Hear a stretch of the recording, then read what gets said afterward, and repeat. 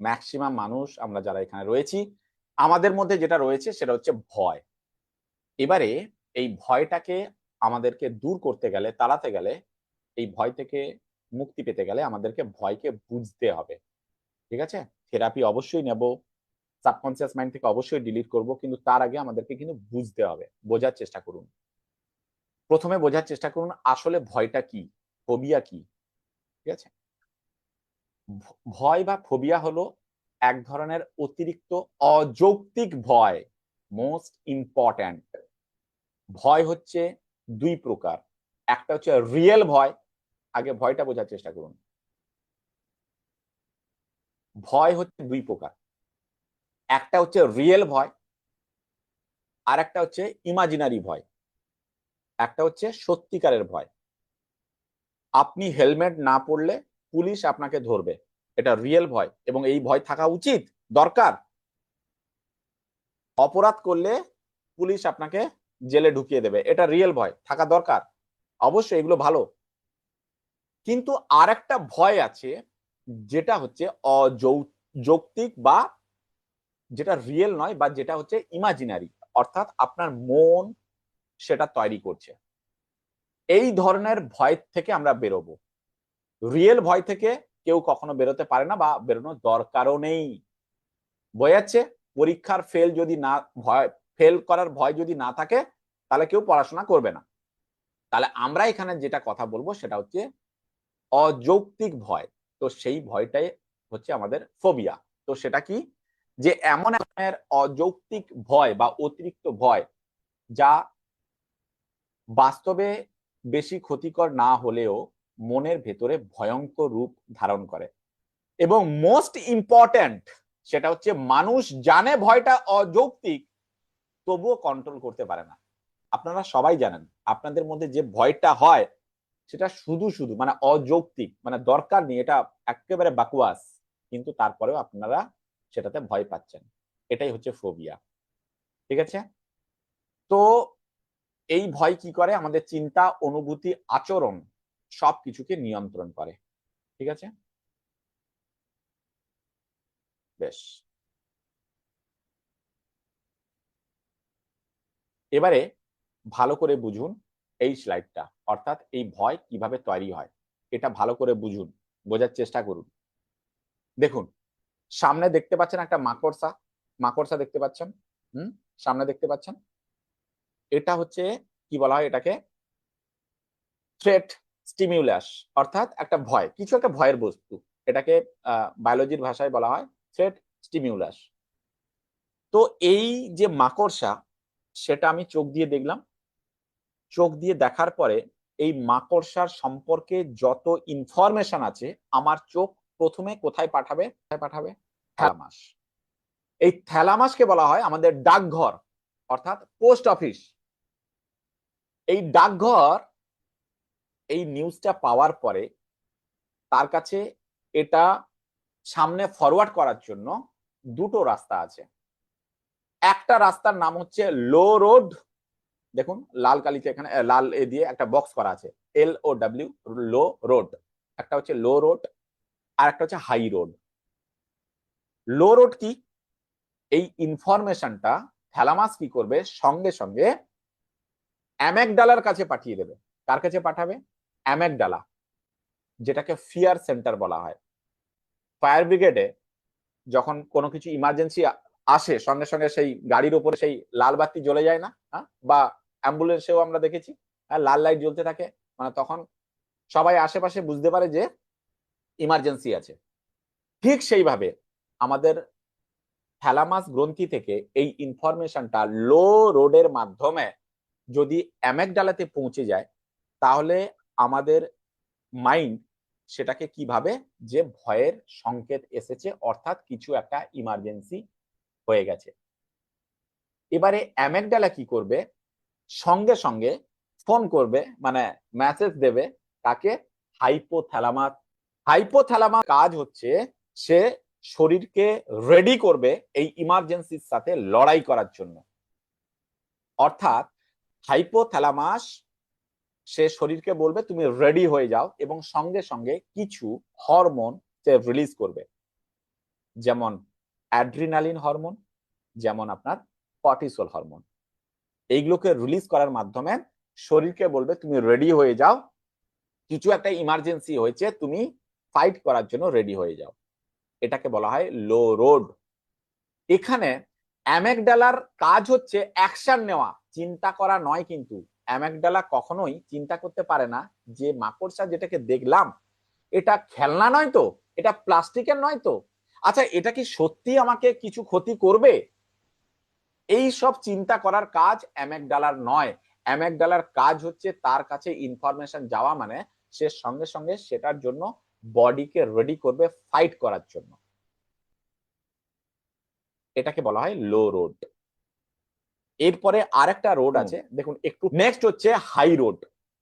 High road কি? ওই যে মাকড়সার ছবি, চোখ দেখলো, সেই ইনফরমেশন পাঠালো থ্যালামাসে, থ্যালামাস কি করবে? হাই রোডে পাঠিয়ে দেবে। হাই রোডে যখন পাঠাচ্ছে সেখানে একটা সেন্সরি আছে যেটাকে বলা হয় সেন্সরি কর্টেক্স। এই সেন্সরি কর্টেক্স থেকে এই ইনফরমেশন যাবে অ্যামেগডালাতে। ভালো করে বোঝার চেষ্টা করবেন। লো রোড চলে গেছে, এবারে আমি কথা বলছি হাই রোডকে নিয়ে। হাই রোডে কি ঘটনা ঘটে? প্রথমে আপনার ইনফরমেশন যাবে থ্যালামাসে, থ্যালামাস কি করবে? ডাকঘর, থ্যালামাস সে কি করবে? সেন্সরি কর্টেক্সে পাঠিয়ে দেবে।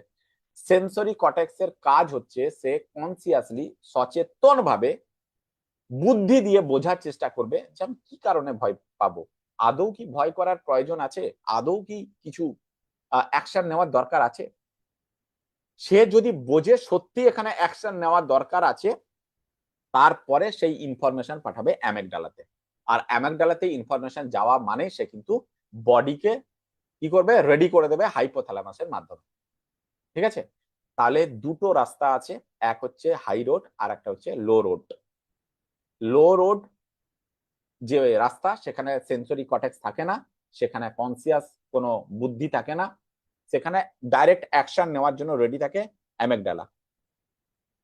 আর হাই রোড যেখানে সেন্সরি কর্টেক্স থাকে, সে ভালো করে বোঝার চেষ্টা করে অ্যাকচুয়াল ভয়টা কি কারণে হচ্ছে, আমাকে কি করা উচিত, তারপরে যদি সত্যি হয় তখন সে এই ইনফরমেশনটা পাঠায় অ্যামেগডালাকে। আমাকে একটু বলুন, এই দুটো যে রাস্তা বললাম হাই রোড আর লো রোড, এটা বোঝা গেছে? Yes or no? এতদূর ক্লিয়ার? এইটুকু বুঝলেই হবে। এখন প্রশ্ন হবে যে স্যার আমাদের ইনফরমেশন কেন হাই রোডের মাধ্যমে যায় না, কেন আমাদের লো, মানে আমরা যারা মানসিক সমস্যায় ভুগছি, ভয় আছে, তাদের ক্ষেত্রে হাই রোড অ্যাক্টিভ নেই, আমাদের ইনফরমেশন লো রোডের মাধ্যমে কিন্তু পৌঁছচ্ছে। ওকে, এটুকু তো বুঝতে পারছি, অর্থাৎ অ্যামেগডালাতে ডাইরেক্ট চলে যাচ্ছে, এটুকু তো বুঝতে পারছি। আমাদের সেখানে তখন এই বুদ্ধি থাকে না যে আদৌ কি এখানে ভয় পাওয়ার দরকার আছে, আদৌ কি এরকম হবে, এর আগেও তো অনেকবার আমার এরকম হয়েছে, প্যানিক হয়েছে, আমি কি, আমার কি কিছু ক্ষতি হয়েছে, এরকম ভাবার কোনো আমাদের তখন ক্ষমতা থাকে না। তার মানে আমাদের ক্ষেত্রে লো রোড অ্যাক্টিভ আছে। হাই রোড কেন অ্যাক্টিভ নেই, এর বিস্তারিত বর্ণনা আছে, আমি ছোট্ট করে একটু বুঝিয়ে দিচ্ছি যাতে আপনারা বোরিংও হবেন না, আবার আপনাদের ভালোও লাগবে। শুনুন, যখনই আমরা কিছু ভয় নিজের অবচেতন মনে কোনো কারণে পাঠিয়ে দিই, ভালো করে কথাটা বুঝবেন। আমরা দুটো মন এর আগে জেনেছি, একটা হচ্ছে চেতন মন আর একটা অবচেতন মন, অর্থাৎ কনসিয়াস মাইন্ড আর সাবকনসিয়াস মাইন্ড। কোনো ভয়ের প্যাটার্নকে যদি আমরা সাবকনসিয়াস মাইন্ডে পাঠিয়ে দিই, তখন কিন্তু সেটা লো রোডের মাধ্যমে এরপরে আমার ওই যে ভয়ের যে প্যাটার্ন আছে বা ভয়ের যা যা আমার মধ্যে সেই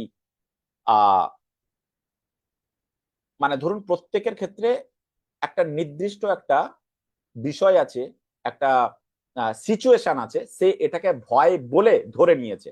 যেমন কারোর ক্ষেত্রে শরীর খারাপ, সে শরীর খারাপ এই যে একটা ছবি, এই ছবিটা সাবকনসিয়াস মাইন্ডে এমন ভাবে বসিয়ে নিয়েছে, শরীর খারাপ যখনই সে অন্য কোনো মানুষের শুনবে বা নিজে শুনবে বা পরিবারের মানুষের শরীর খারাপ হয়েছে বলে শুনবে, সে সঙ্গে সঙ্গে ভয় পেয়ে যাবে।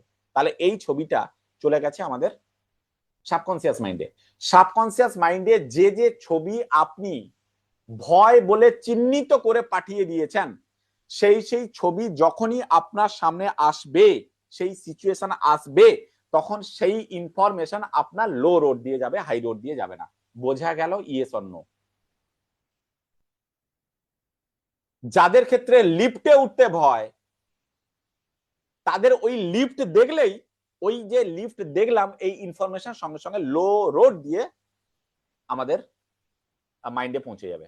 অথচ তার ক্ষেত্রে কিন্তু হয়তো মৃত্যু ভয় নেই, অ্যাজ পার এক্সাম্পল, তার ক্ষেত্রে বাস দেখলে ভয় নেই, ট্রেন দেখলে ভয় নেই, সেটা কিন্তু হাই রোড দিয়ে যাবে। বাস দেখছি কোন রাস্তা দিয়ে যাবে? হাই রোড দিয়ে যাবে। কিন্তু লিফট দেখছি সঙ্গে সঙ্গে লো রোড দিয়ে চলে যাবে। বোঝাতে পারছি কেন হাই রোড দিয়ে আমাদের ওই ইনফরমেশন যায় না? কারণ সাবকনসিয়াস মাইন্ডে সেই চিত্র, সেই ছবি আপনি বসিয়ে রেখেছেন। এতদূর clear? Yes or no? Very good. আমরা তাহলে এবারে কি হবে, যেটা বলছিলাম, কোথায় ছিলাম? অ্যামেগডালা। অ্যামেগডালা অ্যাক্টিভ হবে। এই তুমি রেডি হয়ে যাও, আমাদেরকে হ্যাঁ ইমার্জেন্সি কিছু ঘটেছে আমাদের সাথে, আমাদেরকে ফাইট করতে হবে। তাহলে বডিকে তুমি রেডি করো। তাহলে বডিকে রেডি করার জন্য তুমি অ্যাড্রিনালিন হরমোন রিলিজ করো, তুমি কি করো? কর্টিসল হরমোন রিলিজ করো। এরপরে কি করতে হবে না? ফ্লাইট করতে হবে। ফাইট হচ্ছে কি? ফাইট মানে হচ্ছে আপনি রেডি হয়ে গেলেন ফাইট করার জন্য, অর্থাৎ হরমোন গুলো রিলিজ করলো। এবারে আমাদেরকে ফাইটের পর হচ্ছে ফ্লাইট। ফাইট মানে বডি রিলিজ, মানে বডি রেডি হচ্ছে, কিছু হরমোন রিলিজ করছে, এবারে হচ্ছে আমরা ফ্লাইট করব, অর্থাৎ কি করব? অ্যাকশন নেব। সেটার জন্য কি করতে হবে? অ্যাকশন নেওয়ার জন্য বডিকে রেডি করতে হবে। কি করতে হবে? আমাদের শক্তির দরকার আছে ফাইট করার জন্য। তো শক্তি আমাদেরকে কে যোগায়? খাদ্য রস যোগায়। খাদ্য রস কিভাবে ছড়িয়ে পড়বে? রক্তের মাধ্যমে। রক্তের মাধ্যমে প্রত্যেকটা কোষে খাদ্য রস ছড়িয়ে পড়বে, এবং প্রত্যেকটা পেশি কোষে এই মুহূর্তে প্রচুর পরিমাণে রক্তের দরকার আছে। তাই রক্তের যদি দরকার আছে এই মুহূর্তে, এখানে যে একটা পাম্প চলছে না, পাম্প, সেই পাম্পের কাজটাকে একটু বাড়িয়ে দাও। তাহলে কি হবে? সেই পাম্পটা হচ্ছে হার্ট, হার্টের সেই যে হার্টবিট, সেটাকে বাড়িয়ে দাও। তাহলে কি হবে? রক্ত খুব দ্রুত গতিতে শরীরের প্রত্যেকটি কোষে পৌঁছে যাবে। তাহলে আমাদের কি হলো? পাম্প খুব ফাস্ট চলা শুরু হলো। আর কি করতে হবে? এই রক্ত যে ছড়িয়ে পড়ছে তার অক্সিজেন দরকার, কারণ রক্ত যদি প্রবাহিত মানে হতে চায় খুব দ্রুত হারে, তার জন্য দরকার হচ্ছে অক্সিজেন। তাহলে অক্সিজেন লাগবে আগের থেকে বেশি, তাহলে শ্বাস প্রশ্বাস বাড়িয়ে দাও। তাহলে এইদিকে শ্বাস প্রশ্বাস বেড়ে গেল, আর এইদিকে হার্টবিট বেড়ে গেল। তাহলে আপনার কি কি হচ্ছে? শ্বাস নিতে কষ্ট হচ্ছে, কারণ শ্বাস প্রশ্বাস মানে আপনার খুব ফাস্ট হয়ে গেছে। তো শ্বাস নিতে কষ্ট হবে, বুক ধড়পড় করবে, মাথা কি হবে?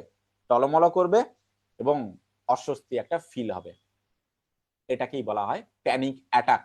বোঝা গেল? এটা বলা হয় প্যানিক অ্যাটাক।